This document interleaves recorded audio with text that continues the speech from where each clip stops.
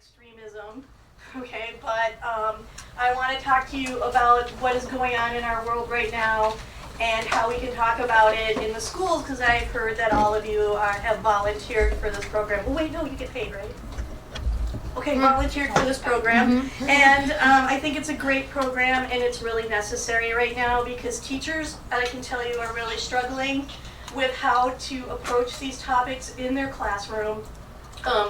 Some are afraid to talk to their students about it for several reasons, as I want to take a guess on what those might be.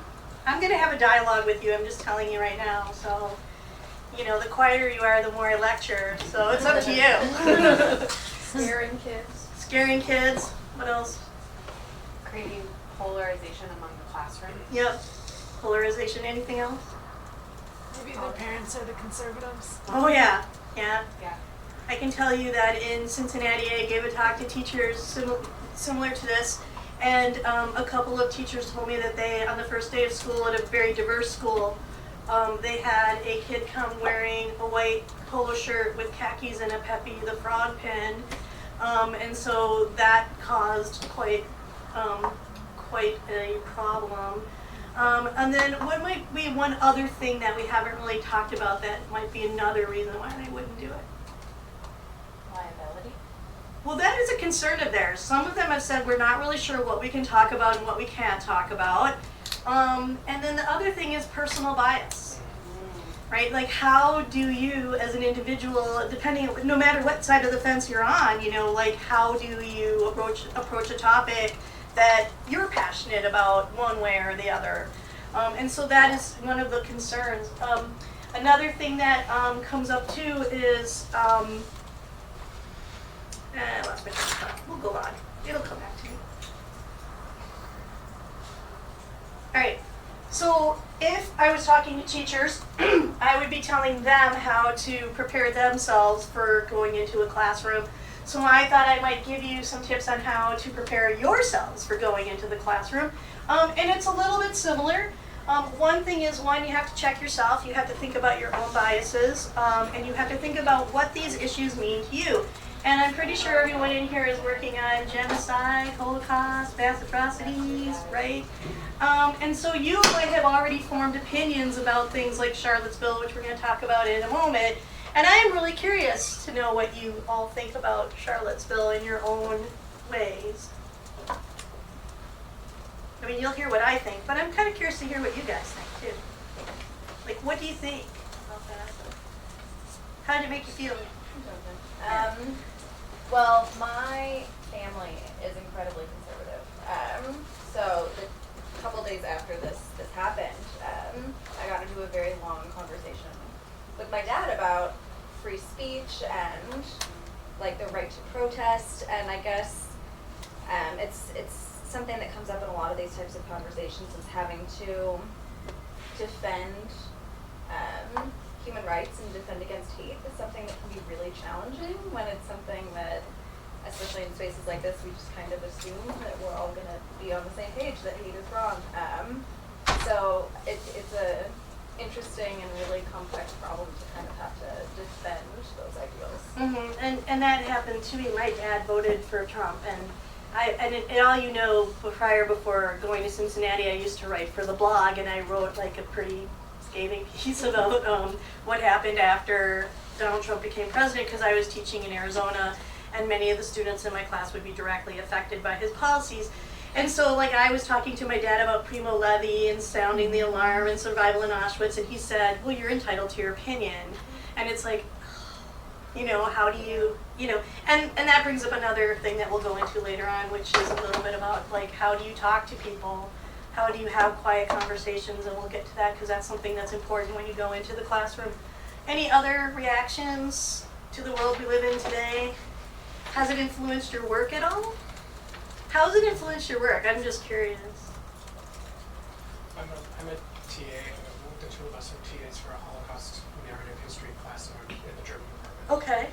And for me personally, it was, seeing these images in Charlottesville, I don't want to say it was triggering because I wasn't alive in 1938, but I immediately thought of Nazis on at German universities blocking the entrance to Jewish students. And that, of course, resonated with the class that we're teaching for. And we, as a class, we showed them these images and the parallels. Or that are there. even like thinking about the civil rights movement Right. and white police officers, or keeping African American students from going into class too.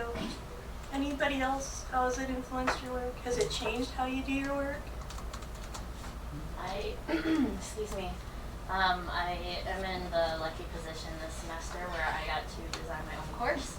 And for the course topic in the German department, I chose a refugee experience in German literature and culture, because I think it's important to have these conversations at the university and not leave them to the students to fend for themselves. And this is going to bring up more dialogue when we get to some of the things that you can do when you go visit these classrooms. So the first thing you have to do is prepare yourself. And what do I mean by that? You're all experts, right, in your field. You're good to go. But how much do you really know about current events and how they're playing out right now? How many of you knew about this? I have a problem. Okay. And so there is incidents on your own on your own campus, in your own backyard, that are taking place. And so, like I said, it is good to make sure that you have knowledge of current events. And this is the important point I wanted to bring up before, which has now come back to me. One of the other things I heard from teachers was, "Oh, my students don't want to talk about it. They're tired of it." And I'm like, tired of it? I'm like, how much do they know? What is it that they're tired of? Are they tired of the actual topic itself and the exploration, or are they tired about how the news is being delivered to them? Because I think everyone in this room would agree that you are totally tired of how the news is being delivered, that it is so exhausting that you can't keep up. And that's part of the game plan, right? All of us who work on mass atrocities or genocide or Holocaust all know this is part of the game plan, is to keep us in chaos, to keep us on our toes, to never be able to get through one subject matter before another one comes out. So if we have a hard time processing that, then students of middle school and high school age have a super hard time processing that. And so it is a teacher's job to help them, but if you're going into the classroom, you have a unique set of skills that can help students navigate the world that we live in right now. And so that would be, because you all do research, because you're good at it, well, I hope you're good at it. You've been here for a while, I'm hoping you're good at it. But students today have a really hard time unpacking text. They don't necessarily have the skills to think critically. They haven't really been exposed to primary source documents, and that's not the case across the board. I mean, there are students who have been exposed to these kind of things, and those are probably the schools that you're going to end up working with anyway. But the good news is that you have those skills to help them read. To read like a newspaper headline and then read the article and then think about well, what does this say to me? What side is the Daily taking? Is this a balanced report? How are they making it sound, right? So I think that's important, that you help them be able to read text. And it doesn't have to be, a current newspaper. We can read primary source documents, we can read film, we can read narratives, and talk about it in that respect, and then they will make the connection. And that, falls into how to help them navigate the past, which everyone in this room basically does. We are all studying, most of us are studying things that happened in the past. I study the Holocaust, so therefore I am going to draw connections and parallels to the Holocaust, but certainly I know, Joe, you work on Native American, certainly there are opportunities here to pull that narrative in. You all work with memory, most of you. That's going to be another important topic, that you can introduce your own topic, your own studies, your own theories, and then the students should be able to make the connections to today on their own. And when they do, that's when they're going to start asking you questions. Help them understand their own place in the world and give them opportunities to have a voice. And that's really hard to do nowadays because many students are afraid to speak up. So if you do go into a classroom, you may want to have other tools than just lecturing.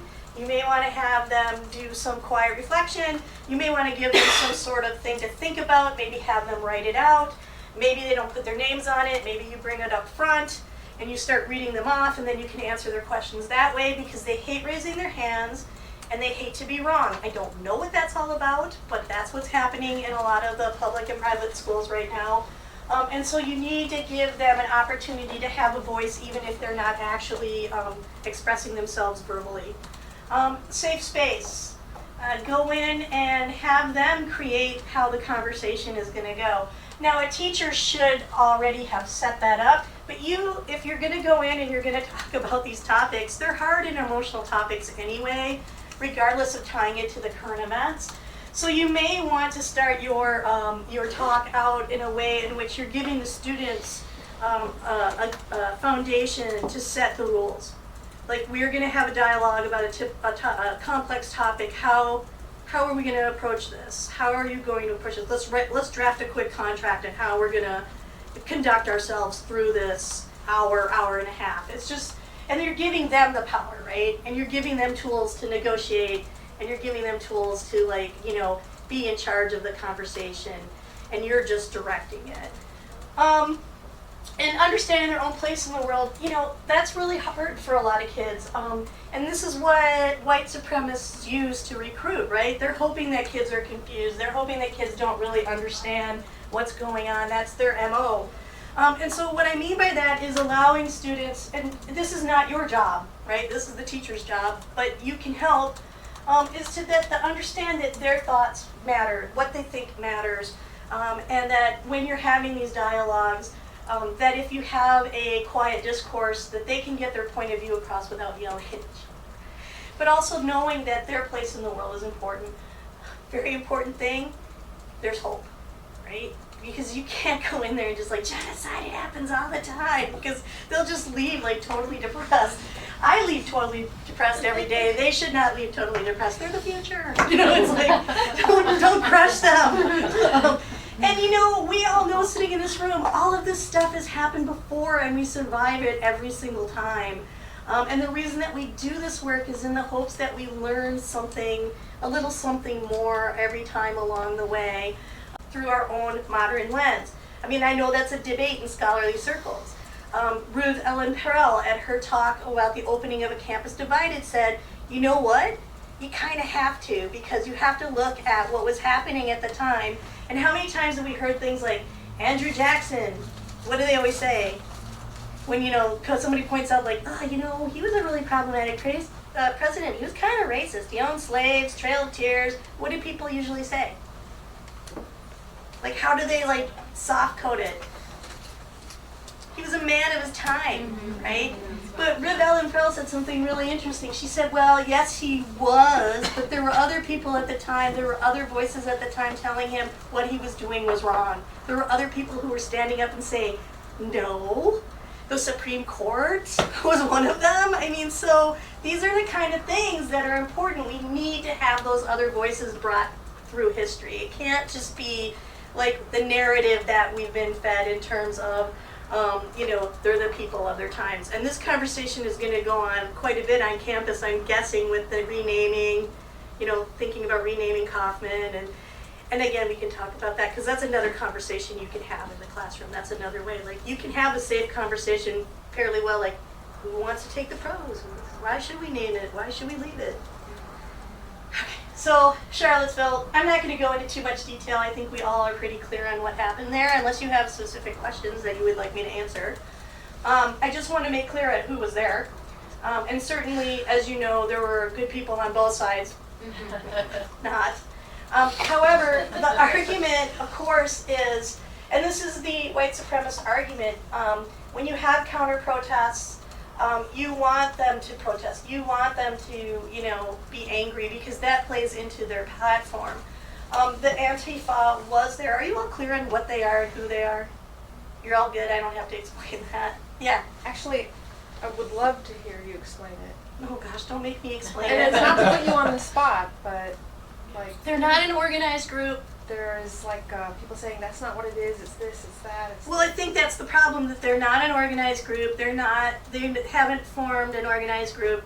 They are somewhat of a movement. They are based on an anti-fascist group that was developed in the 1940s as a reaction to the American First Movement. You're all familiar with the American First Movement, which of course we hear all the time now today. They brought the American First Movement back into the conversation.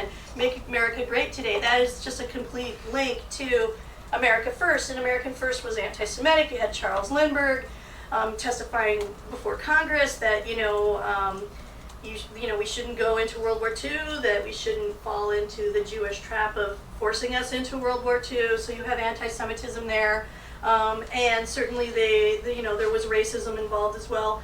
So, the Antifa, they were founded to fight fascism. And I think the problem is that their methods are to any means necessary to shut down the white supremacists. And the problem that you have there is by doing that, they feed the narrative. They feed into their dialogue. And they disrupt the peaceful protesters who have come, who are being upstanders, who are having a peaceful demonstration. And that causes a conflict. Not all people who are in Antifa are terrorists, and also I was just at an FBI briefing, and they don't look at groups. They only look at individuals. So if they were going to look at the Antifa, they would be looking at certain individuals who are into Antifa, who are violent, who are demonstrating violence. Just the same is true of these groups too. They don't look at them necessarily as groups. They look at the individuals within these groups who are creating acts of terrorism and violence. I don't know that answers your question. I think it does. So Antifa are militant. They're armed. They're not armed. Now that's the thing. That's what I'm trying to understand. They're not necessarily I am an armed. anti-fascist, and I started Right. a study group, the Fascism Study Guide, in 2015. But Okay. I'm not. Well, there's nothing wrong with being anti-fascism. I'm anti-fascism. Everyone in That's is what I thought. So I anti-fascism. was just trying to understand. So Right, yeah. Antifa is different than being anti-fascist. Yeah. Because And they're not all of them right. carry. Okay, and the other thing is, how many of you saw that Vice video that was with the neo-Nazis, and they're talking, and then these guys were armed to the teeth, and they were prepared, and they had weapons, and they were carrying weapons openly. So this is the thing about Charleston. This is what kind of made it a different situation. One, they all gathered under this banner, the alt-right, and it was the first time, if you think about it, that they tried to get all these groups together under one umbrella, and that they used the internet to do it. And the people who did come to this rally came to agitate, right? They had the weapons, they had the riot gear on. They were there to confront and agitate. Antifa, not necessarily armed with guns, sticks, rocks, and then of course there's the underdog argument you can have. Here they are fighting with rocks, and I don't want to get into any of that. That's not my area of expertise. But just the argument is that also too, what happens in the narrative is you try to, you try to have an equivalence, which there really isn't at this point in time. And also that you try to say, like the whole notion of there's bad people on both sides, or good people on both sides. And, that's not the case. The counter-protesters, we could argue, were all pretty much, calm and collected and, marching peacefully. The woman who was killed by the car, certainly, Heather Heyer, certainly was not Antifa, and she certainly was not. She was doing what we've trained students to do for a long time now, to be upstanders. Anyway, Thank you. take it that there are other people who can probably explain it, but I hope I helped. All right, so just so you have an idea, here are the active hate groups in the United States. This is the Southern Poverty Law Center, and anyone want to take a guess? Well, you can count if you can see all the little dots. How many groups in Minnesota does anyone know? You don't get a prize if you guess correctly. How many? 80? 80? Anyone else? No idea whatsoever? 30. 30? I heard 50. Actually, you're going to be surprised. Only 10. Ohio actually has 35. Kentucky has I think 27. And Indiana has 26. And I tell you that, well, being from Ohio, but I tell you that because in Cincinnati, you're very close. You can throw a rock and hit Kentucky.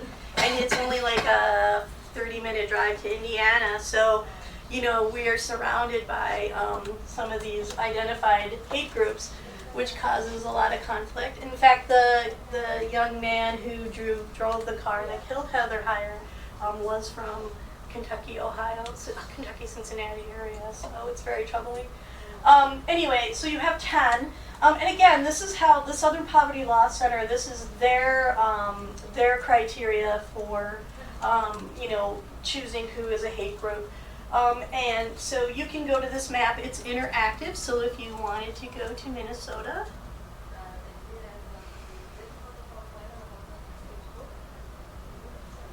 and I should tell you the good news is, because everyone thinks that, we're being overrun by hate groups, but there's only 917. And they're not necessarily organized on a national level. There are individual chapters.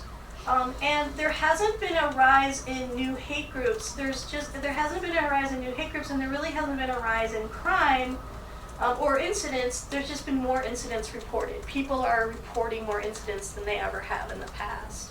So that's why it seems like there's an uptick. But so you can just click on it, and it will tell you. Did it not pop up? Yeah. It's not coming up on the computer all of a sudden. I don't know why.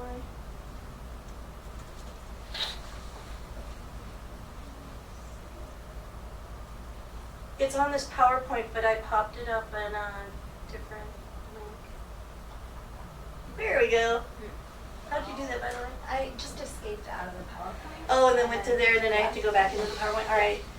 Technology. Okay, so you can see here there's a neo-Nazi band, and they're called the Gallows Tree Volensfolk Alliance. So, and so they list out like who they are, and you can find out what their platforms are. And so if you're interested in looking at this, you can. It's pretty easy to come up with. Oh, Claire. 4 fingers. I need 4 fingers. Good to know. Okay. So now what happened here? Let's go back. There we go. All right. So hate groups. I mean, you all know who hate groups are. I don't really need to go through this for you. I hope I don't do that.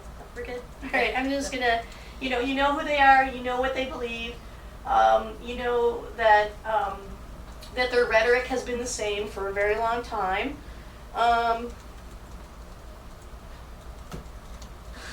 Is it a 1 finger? Alright. Sorry.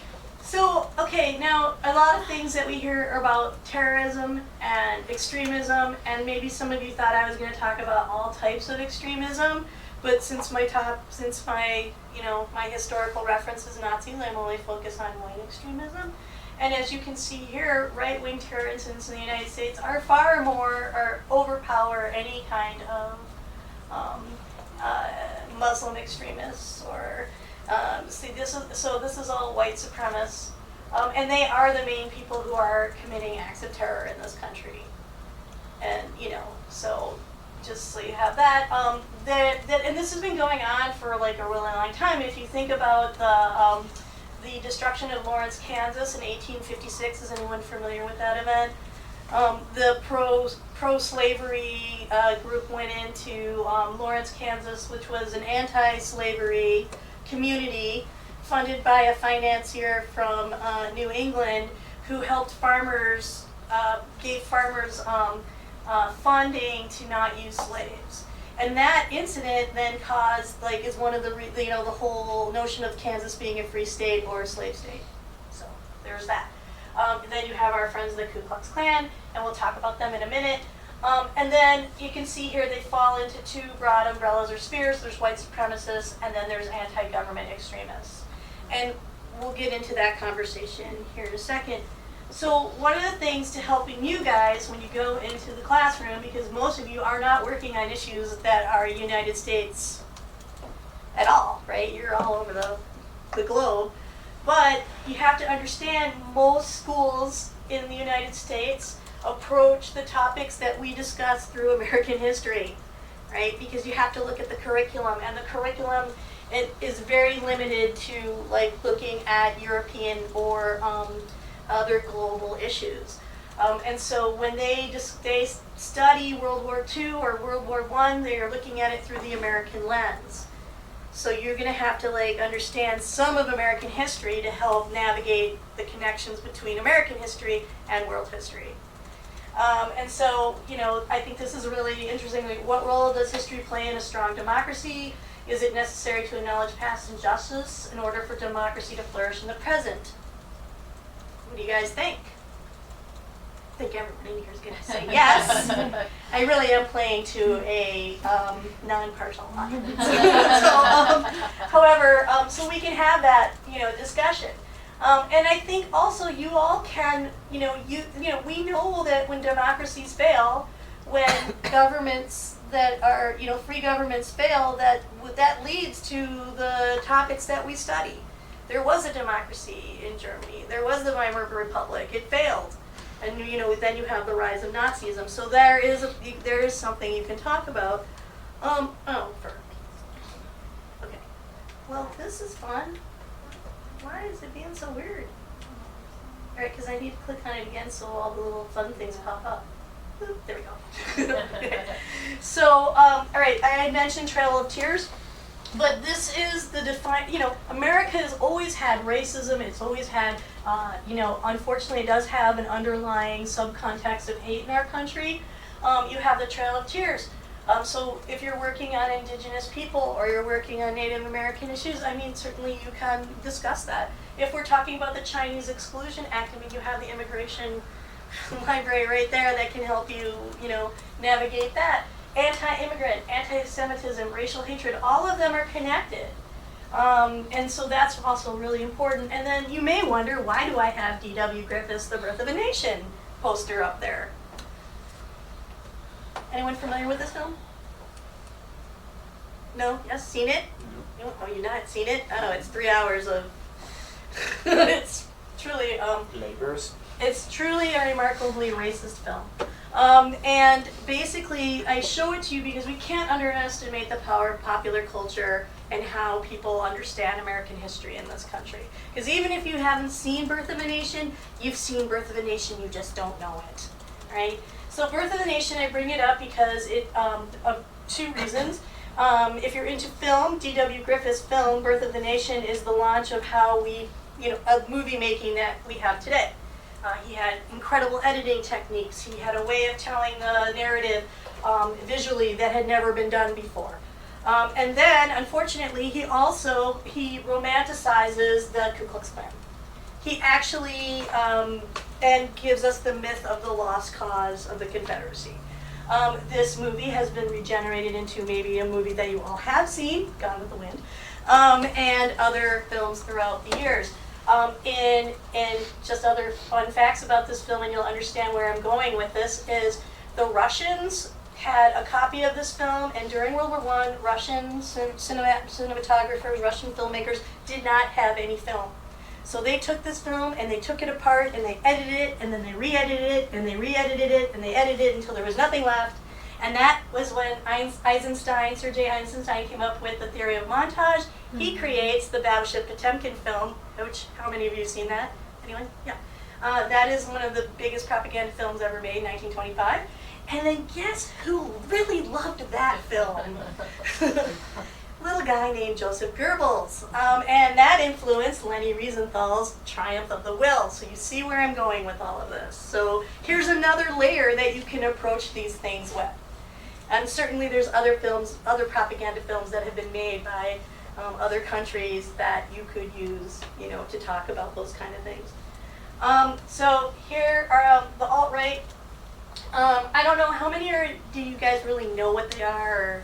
Or, well, you do, because you have your little anti-fascist group thing. No, I'm not saying I know. I really like hearing what you're...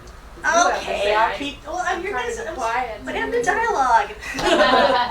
Coax it out of you. So the alt-right, basically, they are they're the same old actors, just with a different name. You have, they're the far right ideologies. White identity is under attack. Political correctness and social justice is used to undermine white people. And in a minute, I have another slide that will tell you who is leading the charge on the political correctness and social justice, or if you guys want to guess right now who that might be in their opinion. Obama.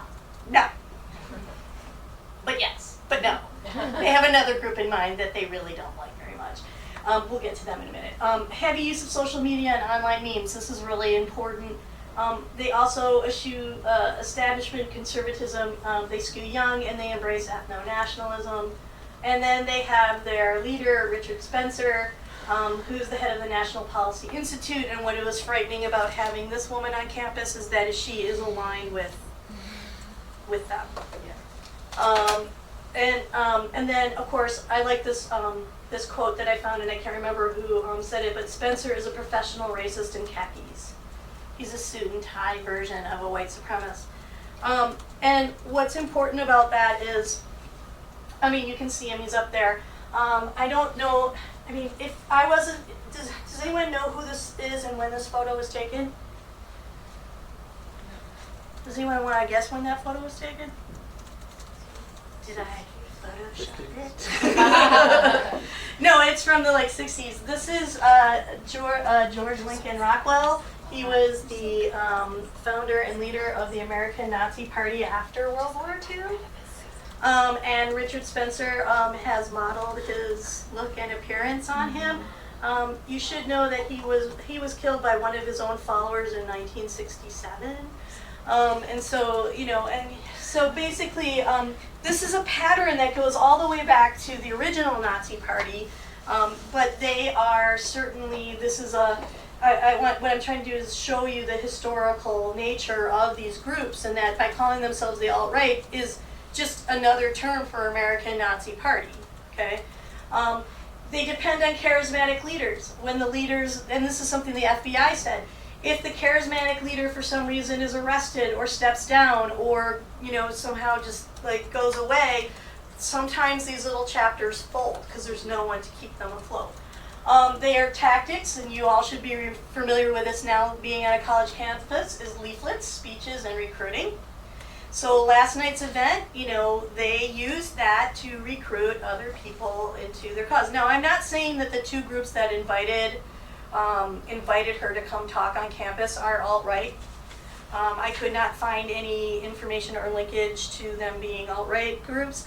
However, the one group is connected with a group that denies climate change and was funded by the Koch brothers. But that was just on surface research for me. What's the name of the two groups? I wrote it down.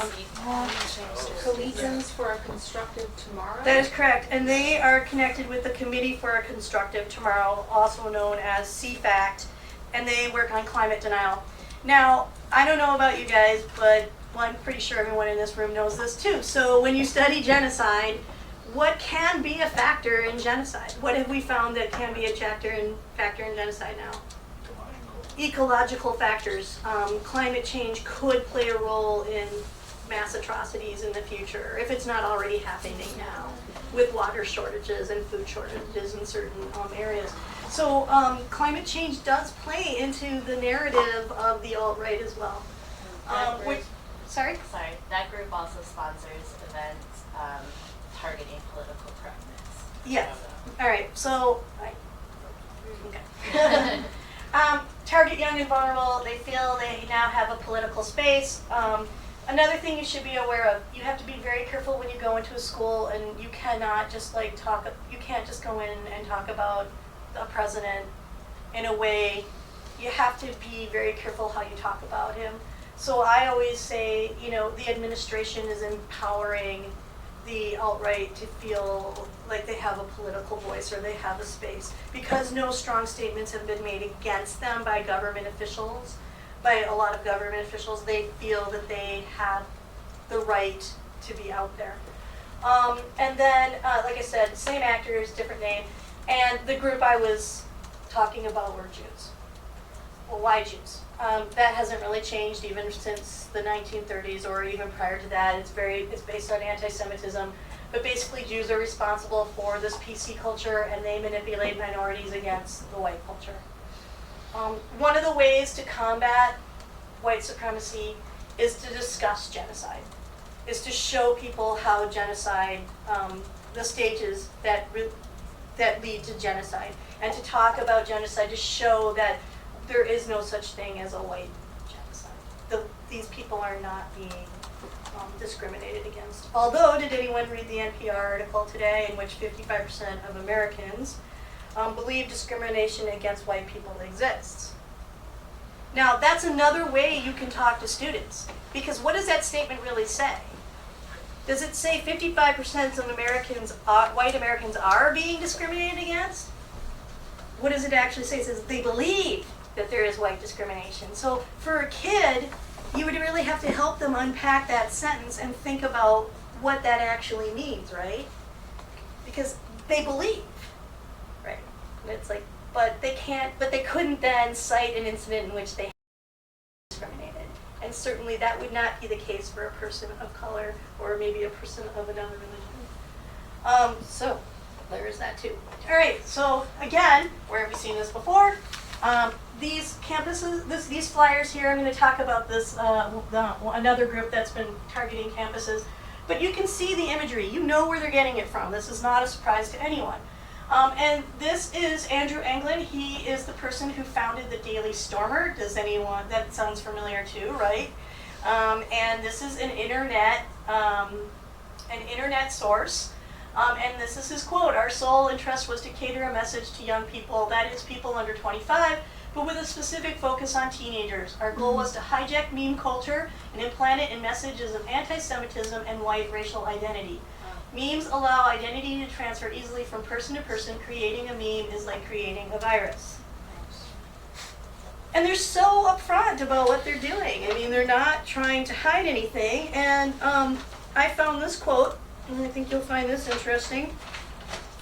"These boys and girls enter our organizations at 10 years of age and often for the first time get a little fresh air. After 4 years of the young folk, they go on to the Hitler Youth, where we have them for another 4 years. And even if they are still not complete National Socialists, they go to labor service and they are smoothed out there for another 6-7 months. And whatever class conscious or social status might still be left, the Wehrmacht will take care of that." Who do you think said that? Adolf Hitler, 1938. So, I mean, they're using those tactics. They're targeting youth. They're constantly bombarding them with these messages in order to recruit them. And then this group here, has anyone heard of this group or seen these flyers? Because this campus was flyered. And I find this group incredibly troubling, and I will explain why in a minute. But one is they advocate for the preservation of white American culture and white European identity. They're the ones who started yelling out, "You will not replace us." And then they're also the ones who use the 14 words. Has anyone heard of the 14 words before? Are you under that? So this is a neo-Nazi thing, white supremacist thing. And this is the 14 words right here, and you can count them. 1, 2, 3. I think there's 14. Okay, "We must secure the existence of our people and a future for white children." So what is that code for? White supremacy. Exactly. Right. The white race, and this is, where I said the white race is doomed by a rising tide of color, and of course the rising tide is being manipulated by Jews. Their project is called Project Siege, where they go around and they flyer college campuses. The latest flyering was it yesterday? October 24th was yesterday, right? And then they are anti-Muslim, anti-immigrant, and this is the part that kind of makes you go, huh? So they like to say our future belongs to us, let's become great again, and why is these guys? Well, as an art historian, I find it really fun, but fun and sad at the same time because they don't really know what they're doing. This is the Apollo Belvedere, right? That's a very famous Greek sculpture that is at the Vatican. And who's this guy? It's hard to see, but does anyone know who that is? That's Michelangelo's David. So here the white supremacists are using the statue of David, and they're not using it because exactly, yay, that joke finally worked. Okay, so, but you see this is the playbook too, the dichotomy here, the hypocrisy, and then they just don't, But why use these sculptures? What is it about these sculptures that they're trying to get at? Yeah. That's the David joke. Oh, that That David, King David, he was the king of the Jews. He was he defeated Goliath, right? He saved the Jewish people from Goliath. So, oops, you know,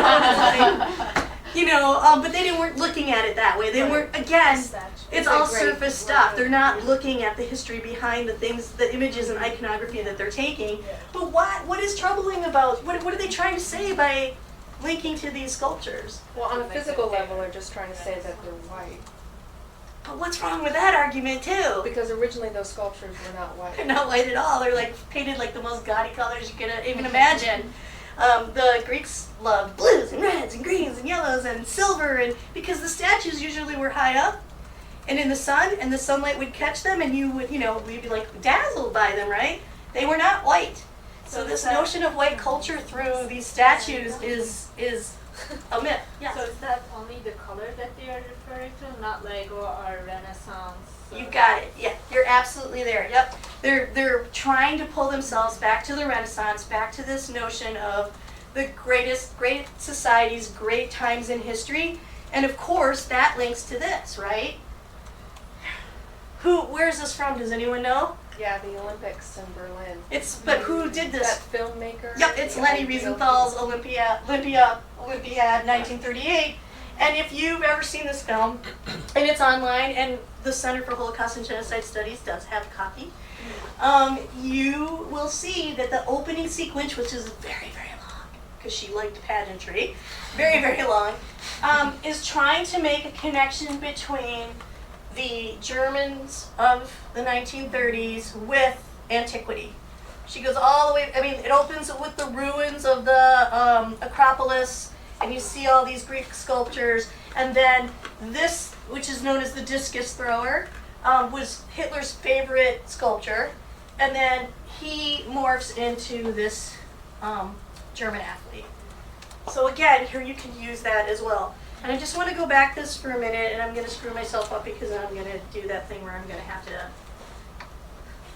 slide 4 times. Here's what's so troubling about this group. This is their website. It looks nice, right? It's kind of like, anyone seen Grand Budapest Hotel? It kind of has a Wes Anderson feel to it, which is sad because I love Wes Anderson. But again, they're using these things, but look how nice this website looks. They're using people like Thomas Jefferson. Here, you can learn about your identity, cultural Marxism, censorship. And they paint Charlottesville in a much completely different picture than we do. They said it was a successful event. And you have to remember, August was not the first time that these groups were there. They were there several times before. And they will be there several times again, most likely. And so they discussed it in a way that talks about, so it's a disguise. It looks like a modern day website that's going to talk about multicultural things, but the truth is when you get in, it's not so multicultural. What's really interesting about this to me is a couple of weeks ago, I was reading an article from an old journal that was printed in the 90s. It was like one of the first Holocaust journals by the ADL. And there was an article in there that was talking about how the World Wide Web, because that's what they called it back then, that was like the World Wide Web, and how it would influence, how would neo-Nazis use it? Would they use it effectively? And this guy's premise was like, no, that they would not be sophisticated enough to use the technology. He was wrong. He was really wrong. All right, 1, 2, 3, 4, 5. Nothing's. Oh, YouTube. Hey. No, we don't want that. Oh, okay. We gotta get rid of that. Maybe afterwards. Okay, we might need it. All right. So that's another way you can approach it. You can talk about. Certainly, we can talk about Lenny, and you can show the propaganda films, this whole notion of white culture glorifying a cultural past, representation, imagery, and linking Aryans to classic past. So all of that is still going on. You might have wondered why I chose this photo for for the poster. Does anyone know what this event is? You do, okay. Yeah. What is it? It was a gathering at the Madison Square Garden. This is February 20th, 1939. Think about the date in terms of Holocaust history. Kristallnacht has already happened. The war has not yet started, but certainly other events have taken place by this time. It was a Nazi rally, the American-German Bund rally, underneath the guise of George Washington and, the flag, which, and Nazism goes against every sort of, democratic, thing, everything that America stands for. Now, this has been making the rounds recently, and I'm not going to click on it because that will take too much time, and we have to go four-finger, and I'm almost done. I have to be almost done here. So, if you were to go, The Atlantic has a filmmaker found footage of this rally, and he put it together, and it really is remarkable. And so it shows them like pledging allegiance to the flag and singing the Star-Spangled Banner, while at the same time espousing, Nazi ideology, and Heiling Hitler. And what is also interesting is, again, talk about other voices, things that we don't hear about. There was a Jewish member of the audience who rushed the stage and tried to knock out the speaker. And so that speaker was Fritz Kuhn. And they caught the gentleman and they beat him up and escorted him out. So none of the things that are happening are necessarily new. Another way you can approach this is through Minnesota history. Minnesota in 1946, there's a great article called The Curious Twins. I don't know if anyone's familiar with Carrie McWilliams and the Curious Twins. I believe if you go into the CHGS database, it may be there, but if not, I can hook you in. Minnesota Historical Society has a copy of it too. But he dubbed the Minneapolis the anti-Semitic capital of the United States in 1946. In the 1930s, you can go over to Anderson, you can see campus divided, you can hear about what kind of anti-Semitism or racism was going on in our own campus. Again, we talked about that earlier, about renaming Kaufman. This gentleman here is William Dudley Pelley. He is the founder of the Silver Legion of America, better known through time as the Silver Shirts.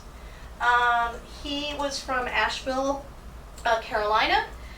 He formed a group called the Christian Commonwealth. His goals were no paper, no money, no banks, no big cities, no Jews. Because what do we talk about in terms of Jews at the time of the Nazis is they were cosmopolitan, right? They were the cause of modernity. They were the cause of all of society's ills, much like what they're being, much like today. So he founded the Silver Shirts right after Hitler came to power. Why were they called the Silver Shirts? Because their shirts were silver, their pants were blue, their shoes were black. So the uniform would be very familiar to like Nazi youth uniforms. He based it on the brown shirts. In 1936, he ran for president. His slogan was "Down with Reds, out with Jews." So again, equating Jews with communism. And then also, he actively recruited here in Minnesota. He had 6,000 people that he recruited. But Eric Severide, who became the famous journalist who went to this campus, he wrote an expose on them and exposed them. And you would be surprised, but he got like death threats and hate mail for, because people were pro-Nazi. So again, there were people on both sides of this. At the same time, in 1935. They brought Hans Luther, who was the ambassador for the Nazis, the ambassador to the U.S. here on campus, and treated him like he was a rock star. And you can learn more about that through the exhibit that's across the way or online. You don't even have to take the 3 steps over there. Well, I found out it was on the 3rd floor. I'm like, oh, really? So, and then also you could talk about it in terms of, at the time in the 1930s, because of groups like this, because of the anti-Semitism and the racism, groups like the JCRC were founded at this time period. The federations, the Jewish federations, and there are other activist groups that were formed to combat this kind of hate. And then there was the election of 1938. So again, I really like to use political cartoons with students too, because that's a good way to help them, read history. And this is a cartoon that was making the rounds at the time to denounce the other candidates. And again, I'm not going to get into that because we're short on time, but you can look all this up. The Minnesota Historical Society has articles about this time period, and then the Campus Divided also as well. And again, it's not really hard to make the connections between the original Nazis and the alt-right today. Certainly the torchlight here looks very familiar, except they weren't carrying tiki torches. Another way to approach this is through monuments and memorials, and again, here's another way to look at this conversation. This is something that you can have students debate safely in a quiet space, and have them say that they're going to be respectful of each other's opinions and views, so they're not and then of course there's what are the different purposes monuments and memorials serve, and many of you who are doing this work can answer this question. I use this quote by Ian Barama, a denkmal, a monument built to glorify a leader, an event, or the nation as a whole, and a monument of warning. Holocaust memorials, he says, are monuments of warning. So you definitely could show them examples of how do they memorialize the Holocaust in Germany. I have a slide for that, but we're going to go back to this one. So again, the other thing is recognizing that remembrance and memorialization are two different things. And then, of course, we have the debate over the Confederate monuments. So now how much time do I have? Yeah, until 5:30. Are you all still with me? You're not falling asleep? Okay. I talk fast, so I try to get in as much as I possibly can. So what you have here is the monuments, and the monument discussion seems to be very hot. And that is probably because most people don't know the history behind the Confederate monuments. I have been fortunate to hear a lot of talks lately about Confederate monuments. One from the woman who is the director of the American Civil War Museum in Virginia, and she spoke very passionately about these. So you can have a conversation about these, but we need to explore the history of them, in terms of what is the lost cause, what do they stand for. They certainly were indeed created to keep the white supremacist narrative alive. This notion of the heroic warrior, they weren't patriots. There's a couple of primary sources that you can use to have these conversations. One, you can use the Confederate, the Confederacy's, Constitution, where slavery is very clearly spoken about. You can look at the state rights arguments by looking at the constitutions of Mississippi, all the seceded states, in which they all make it clear, how they view slavery and African Americans. And so, slavery, to hear that thing, well, it was about state rights and not slavery, it can easily be disproven by just looking at a document. Another thing that you can do is we can, again, another layer here is talk about when were they built, who were they built by. The Robert E. Lee statue that was in Charlottesville was built by a private individual as an honor to his mother and father. His father was the mayor of Charlottesville during the Civil War. So there's no real direct connection. Robert E. Lee himself said that these kind of statues and monuments were dangerous, that they should not be put up. And then there is documentation that talks about why they put them up. Specifically in terms of Jefferson Davis in his later years, and that they did this in order to preserve the myth of the Confederacy, to keep this notion of the lost cause, that these guys were, martyrs to the cause, and that they were heroic men, and that also that they were indeed in place to keep Northern politics out of Southern racial politics. So all of that information is there through primary source documents.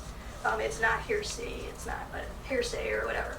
And then another thing that you can discuss is, another thing you can look at is Mitch Landrieu, the governor of of Louisiana, gave that speech in New Orleans about why they were taking down their monuments.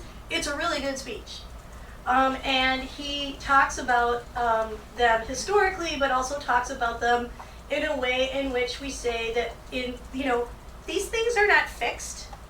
They don't have to stay up. What would you do? What should we put there instead? What do we want future societies to know about us? Because monuments aren't about the people they portray. They're about the community that puts them up. And the majority of these things went up were funded or sanctioned by the daughters of the Confederacy. Women who had lost their husbands, their sons, their brothers. And so this was their way of saying, all of this loss, all of this chaos, how do we, commemorate their sacrifice? So then it becomes this thing that's also tied into the notion of heritage and everything else. So you can see how messy this gets. And we all know that because we study it all the time. You know how messy memory can be. I think I've been listening to a lot of podcasts lately about, I think Radio Lab, is what we were talking about earlier, did a bit of a series. And I think it was there, maybe elsewhere, but that stated that actually a lot of these statues were erected during the 1960s, during civil 1924. So there was, movement. there was like And- 3 periods of time. Yeah. One is like the this like right around World War I. Yeah. And there was a lot of racial struggle during that time. And then the civil rights movement was the next wave. And then there have been monuments like this that were put up like last year, like 2016. They're Yeah. not even like historic, Now, you could, my thing is, if you've had, how many people have been to Budapest? Anyone been to the Communist Statue Park? Okay, that's awesome. See? Confederate Statue Park, right? Yeah. Right? So we had, funny story, we had a tour guide who took us to Communist Statue Park. And for those of you who don't know, it's like in a suburb of Budapest, and it's out in the middle of nowhere, and they play Russian music, and you go in and all the monuments that they took down are there. And, our tour guide said, well, some of them are aesthetically pleasing and are works of art. Some of them are just reminders of what we, threw off. And then she looked over her shoulder and said, well, this is Budapest, so we might need them again. So, you had to be there. Okay, so another way to look at these things too, because we were told how beautiful they are and everything, and some of them were well thought out. Like this particular one from Charlottesville is a pretty nice one, but there's something about it art historically. I don't know if you know the art history behind equestrian statues at all. I don't know. Well, here's the deal on this. So this is another way you can approach this. So here's our Robert E. Lee on his mighty steed, and he's not like really, he's pretty comfy. He's like, look, man, no hands, right? He's just like laid back. Down here you have Donatello, and then up here you have Marcus Aurelius. So this is the first of the equestrian statues for this sequence. This is the one I pulled. But this is from I believe I want to say, I've got the exact dates somewhere. So this is a bronze from 176 CE. It is honoring Marcus Aurelius, who is the emperor. You can see here he would have only had one hand on the reins. So what does that tell you about Marcus Aurelius? Is the horse calm? The horse is under control. A horse is under control, yes, but is the horse calm necessarily? No. So, but he's showing you what? If he can control a mighty steed, what is he saying about, what is it telling us about him? He's in control. Yeah, go ahead. Powerful. Powerful. Small little detail that's missing from this sculpture that would have been there at the time, there would have been a person underneath that hoof. So he would have been a crushed barbarian. So what does that now say about him? Dominance. He's a great warrior. He has protected the people of Rome from their enemies, right? Well, Donatello, this is Donatello's, my Italian, the person who's in Italy probably can pronounce this better than me, but it's Gattamelata. Sorry, that's my best guess. 1445-53. And that's a nickname for this gentleman. The gentleman's name is Erasmo da Narne. He was a mercenary who fought for Venice. It's the first time that an emperor or a king or a ruler is not on an equestrian statue. This is an important statue to art history because these were dug up during the Renaissance. And Donatello saw these and he based this on that. So this guy's a mercenary. Who's Robert E. Lee? A rebel. He's a general for the other side, right? So do you see now how art historically you can tie this all together as well? Yeah.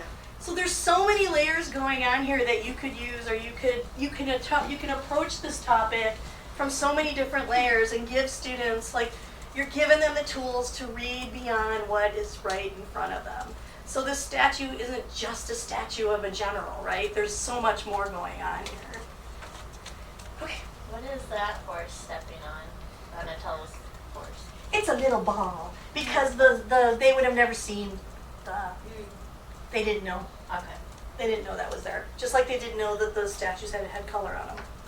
That's why they're white, because they didn't see the pigments. The pigments were found in the 20th century with camera technology. Before that time, no one really knew, unless people who like described them, like Herodotus or So that's why. All right, so then of course we can have this discussion, like how does Germany memorialize the Holocaust? Could we do that here? You certainly wouldn't put up a statue of Hitler, right, in Germany. I mean, I don't see how you would learn history from that, and the same argument could be here, like how are we learning history by having, Robert E. Lee, or in my mind, Nathan Bedford Forrest. And if any of you been to Tennessee, Nashville, have you ever seen the Nathan Bedford Forrest statue? Okay, that's for another time. Anyway, I mean, but in Tennessee there are more monuments, memorials to Nathan Bedford Forrest than the 3 presidents who came from there. So that's a whole other conversation. But memorials must also respond to the question, why should we remember? And then from our friend James E. Young, it's a big rock telling people what to think. It's a big form that pretends to have meaning, that sustains itself for eternity, that never changes over time, never evolves. It fixes history, embalms, or somehow stultifies it. And then he goes on to say that sometimes they do the thinking for us. They do the remembering for us. It's us who brings the knowledge and the history and the memory to these things. It shouldn't be the other way around. And the Confederate monuments, I mean, how many times have people just walked by them going, oh, that's that statue of that guy, I have no idea who he is. But every day you go by it. But the African American who goes by that is reminded every day of, what his family and his ancestors went through. So, it's something that you have to really, we have to dig deeper. And then again, like I said, you can use political cartoons. You can use historic political cartoons. Dr. Seuss, as you may know, for a very long, from like the year 1941 through 1943, he worked for PM magazine, and he was against the American First movement. This particular cartoon has been making its way around the internet ever since we were having discussions about Syrian refugees. And again, here's another thing. So you're looking at this, it's about refugees. So we could also make the connection to today by discussing refugees of the past. And then hope they'll say, well, that's interesting, because isn't that what's going on right now? And we want to keep these refugees out of this country. And then there's others of you who are working in other countries who are very anti-immigration. We were talking at lunch about Austria. But we can have, they're all having that conversation. You can talk about Brexit. I mean, there's all these things going on right now that are very similar to, the refugee crisis of the past. You can go online and get polls. The polls that were done in the 1930s about Jews coming to America during the height of the rise of Nazism, and most Americans said no. You can get a poll from 2016 saying, should we let Syrian refugees in? Majority of Americans say no. And then they divide it between Democratic and Republican. More Republicans say no than Democrats, and then they break it down by age group. But you can do all of that. And those are good ways to engage students in these conversations and to have them start thinking about all of this. And this one, it's not very clear, I'm sorry, but this one is a whole bunch of cats fighting with each other. So it's about creating chaos. And so Dr. Seuss is saying we're so busy fighting with each other, we're not paying attention to the real issues. I could use that right now, right? And then this one is, you can't really see it very well, but there's a little guy and he has a lollipop, and those are all Nazi dragons.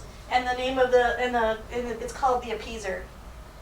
And he was referring to Charles Lindbergh in 1941-42, but who could we plug that into now? Who's appeasing Trump. Nazis? Yeah. But we would just say the The administration. administration. And then this one I like. It says, "What's so wrong with wanting to preserve a little heritage?" So there's that connection through a cartoon. And mercifully, I am done. Right? So here are some links, and you can email me at my UMN email if you guys have any questions or if you want anything.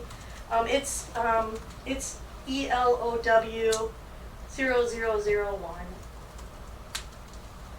And you know the rest. All right, well, questions? Or you just want to leave? You're like, let's get the cookies, let's go.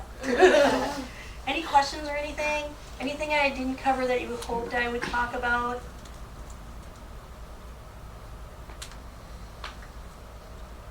You're good? Yeah. I guess one of the issue, when in education or conversation, that it's not really about facts. Right. It's about emotion, it's about beliefs, and that's something, when you showed us before that website. So obviously they're presenting facts or ideas, and then you use the rhetoric of counterfact, or but that's it doesn't really matter often. It's not, and that's really it's the flaw of the liberal argument that you can convince people to think the same, and you can't. So I guess that if you have a thought or idea or a suggestion, because obviously we are united in that idea that we want other people to think similarly. It's not, I don't think we should think about it in terms of thinking similarly. I think you can present the history and allow them to draw the conclusions. I mean, because we all study history, and by studying history, we understand and we can see when people are making things up, right?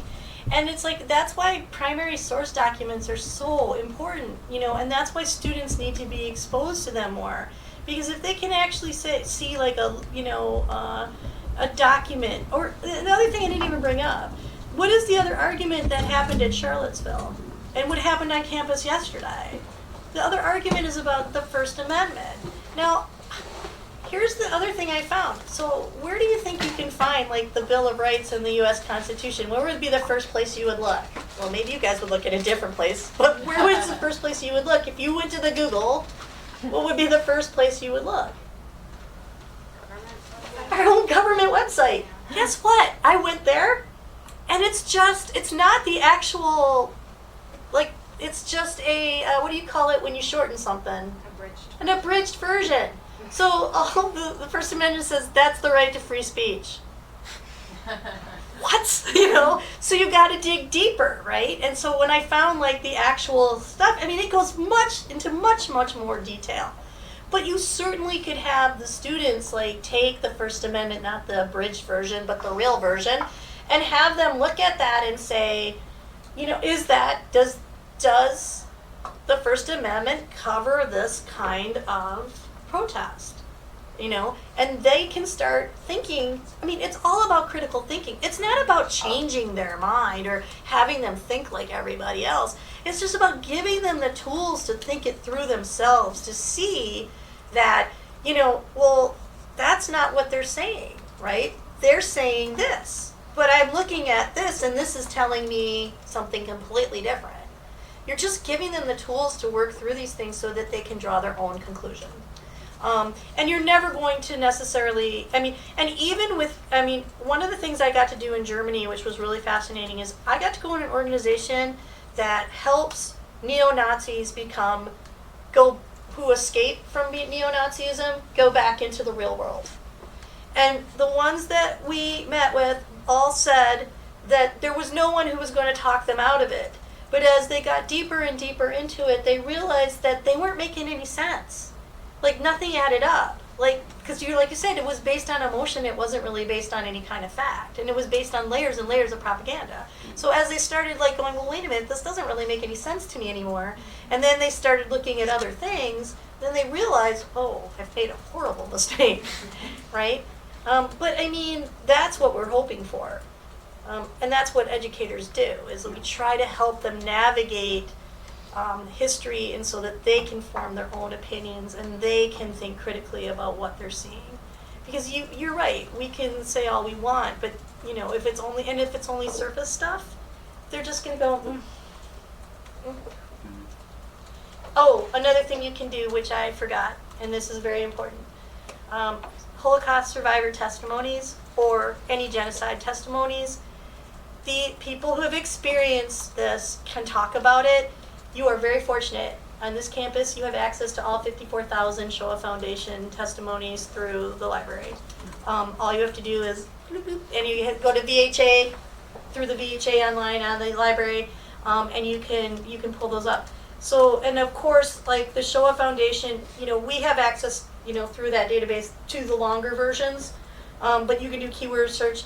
But the foundation has also put together for everyday teachers clips talking about certain topics. So they have clips that talk about the rise of Nazism. They have clips that talk about, anti-Semitism. And then they just put together for college students a site that talks about Jim Crow and survivors who came to this country and were civil rights activists, or who had been affected by Jim Crow because it reminded them of anti-Semitism in Germany. So you can use narratives. And I know all of you have other narratives that you probably use, whether it's a literature narrative, or it's a written narrative, an oral narrative, or you bring in a real person. Real people really do help. I think Wahutu the other night was talking about how we forget that this is about people, that all of this is about people, and people suffered under these regimes, people suffered under the Confederacy. That part of the history gets lost. We're talking about Robert E. Lee, but we're not talking about Robert E. Lee's slaves and what they endured. So that's another way to go. Yes? So a question around I guess an aspect of the emotion and the actual conversation here, and with students. A bit of background is there was a symposium last April in which Dan Spock spoke for the Minnesota Historical Society Museum, saying that after an exhibition on the Dakota conflicts, wars, and dealing with the terminology with people, they generated a word cloud of the response from visitors, and shame was one of the largest words. So, and he made the comment saying that pedagogically, shame is not helpful. No. But I'm curious if that's true, and how direct. So, people are receiving these things, these flyers. Some of the people we're talking to may either be conscious or not conscious of their reception and absorption of these memes and these ideas. And I'm curious what are the different bounds of how much we can push on people, and what are the pedagogical implications of it? Is it actually possible to push and have, when and how can we push and have a good result? I would recommend, as a former educator in a classroom, I never wanted my kids to leave the classroom in tears. It's just not beneficial in any sort of way. When teachers or students come to me and they're in tears and they feel guilty, I try to talk to them and ask them, you have to talk to them and ask, why do you feel guilty? You were not there, you did not do this. And then the way that is framed is, if you feel shame, if you feel guilt, there's nothing you can do to change the past. But what could you do now? What can you do right now to help the situation or help future generations? I think one of the hardest things that we do with students and young people, and I am no longer young, so you laugh. He's laughing. You're okay. And so I'm no longer young, but everybody wants change like this. But the truth of the matter, and all of you know from your study, is that it takes time. And you may be the 5th or 6th or 7th person looking at this kind of, research, but you have a new take on it. And so the foundation is already there for you.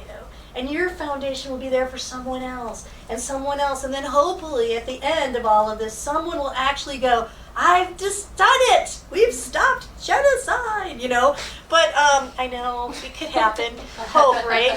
So, but I mean, the whole idea is that you have to instill in one, there are things you can do in your own life today. You shouldn't feel guilty about something that's already happened. You need to learn from the past in order to not, in order to like deal with the present, right? How do we deal with the present based on what we know about the past? If you are moved by the U.S. Dakota War and the atrocities that were committed, then you have to ask yourself, well, there's nothing I can do about what happened back then, but I can take that information and then I can think more critically about things that are happening now. What's happening now with Indigenous people? Should I be aware of what's happening with them? And is there something I can do, in my own life to maybe address the situation? Well, one way is to vote, right? I mean, we take that for granted, and we probably shouldn't have taken it for granted. Or another thing people talk about all the time, you can't take democracy for granted. So if we're not civically engaged, if we're not engaged in some way, it can go away, right? The system can fall apart. So I think that's how you use that. You show them the past, not to get an emotional response. Although with our topic, you can't help it, sometimes you're going to have one. But that's not our goal. Our goal is not to shame, it's not to guilt, and it's not to make them cry. It's to get them to think about what happened and how to apply it to the world today. I hope that answers the question. And we're not always successful, but you got to keep trying. And that's why the hope thing is so important. I think you brought this up a bit at the beginning. I think that in introducing these types of topics to younger audiences, there's kind of a twofold fear of, as I think you mentioned, like scaring kids with conversations of violence. But the other one, and I think this one kind of comes up a lot but might not be talked about as much, is not capturing the nuance and making these really complex conflicts into a good guy, bad guy. You can't. Yeah, and I think especially when introducing these topics to younger audiences, that sometimes that can be a temptation to kind of make it simple and make it less scary in that way. Mm-hmm. But yeah, again, that's really problematic. Yeah, it is. And, I always start with Primo Levi and the gray zone. I always use his this notion that you cannot divide history into good and evil, that we have a tendency to want to make it like a sporting contest, and it's not. And so I think that's very important to establish right away, that these are human beings who exhibited human behavior. Some of the behavior is not good, it's bad, but that doesn't mean you can't, there's the best of humanity and the worst of humanity, and Steve Feinstein used to talk about that too, like art and literature and that's like the best of humanity. And then the Holocaust and genocide is an example of the worst of humanity. And how can you have those two things? It's, when you talk about these things, we have to remember this is about human beings doing acts upon other human beings. So there's no divine intervention going on here. This is human experience, human narratives, and, that's something that you really need to put forth. Now, what grade are we talking about here, right? You're not going to have these conversations necessarily with middle school kids. I mean, you need to we're thinking high school. But you do have to have conversations with younger students to prepare them to start thinking about these kind of topics. And you have to prepare them in a way in which they understand their own place in the world, like I was talking about, their self-esteem, their character. And so character building type education should be going on in grades K through 6. At least that's what we hope for, so that by the time they get to 7, 8, 9, they can start processing these things. And sometimes it helps, like I said, so instead of approaching it straight on, which you might not be able to do in the 7, 8, 9 range, you might need to approach it through, you can have a memorial monument discussion with a 7th, 8th, and 9th grader, right? They're not going to get the complexities necessarily, but it is a start. Or you can talk about digging deeper into a primary source document, or they respond very well to Holocaust survivor narratives. But you're right, you have to set the conversation. You have to like start out with, here's what I'm going to talk to you about today, and I need to be clear with you, like how I'm going to talk about it. I am not a big fan, I never have been, with atrocity photos at any age. There's just they're not necessary. But there's other ways you can approach it. You can approach it through art, you can approach it through film, you can approach it through poetry. And there's lots of, for the Holocaust itself, there's all that stuff was written like in the camps, in the ghettos, so you can use that. That's really helpful. Other atrocities have the same thing. People perform spiritual resistance throughout every, again, the best of humanity under the most heinous circumstances. It's there, so use that. Another technique you can use, and I'm not sure how I feel about it, but it was brought up to me by Mordecai Padiel, who was once the director of Righteous Amongst the Nations in Yad Vashem. He thought you should tell the Holocaust story through the rescuer first. I don't know if I agree with him. I don't know if you guys agree with him. I'm kind of still on the fence on that one. But his approach was that you talk about somebody who rescued somebody, and then you ask the students, why did they need to do this? And then you start talking about the perpetrator and the crimes. What is the? Yeah, I can understand. Yeah, like you would talk about, let's say, for example, from our own community, Magna Trocmé, her daughter Nellie lives here. So Magna Trocmé was at Le Chaumont in France, and she took in Jewish children with her husband, Pastor Trocmé. And so they took in children. And so if you wanted to start with her story first, well, why did the Trocmés have to bring Jewish strangers into their home? What was happening that they had to do that? And then you could say, well, this is what was happening. So you broach it through, like, people doing the right thing, and then lead into the people who are doing the wrong thing. Because on the scale of ordinary men, you've got the ordinary men who are perpetrators, but you have the ordinary men, and I mean men and women. Yeah. You have the ordinary men and women who are rescuers. Now, there are fewer of these than these, but they're still ordinary people, right? And then the crimes were committed against ordinary people. And I think, I mean, I've been noticing, and I haven't, been in academia since I left here. I keep connected, but I haven't taken any classes or anything. But I know now that there is this perspective of teaching history on up, like from the ground on up. And that's important too, right? You can even talk about neighbors and bystanders. Like what was that? That's what the USHMN is doing right now. They're starting with the narrative of the bystanders through this narrative of neighbors. What did your neighbors do? Why did your neighbors sell you out? Why did your neighbors take over your home? Like what is going on that would have somebody do that? So there are other ways to approach it, but you're absolutely right. You have to be very clear. This is not a story about good and evil, because then it just you can't get to what you need.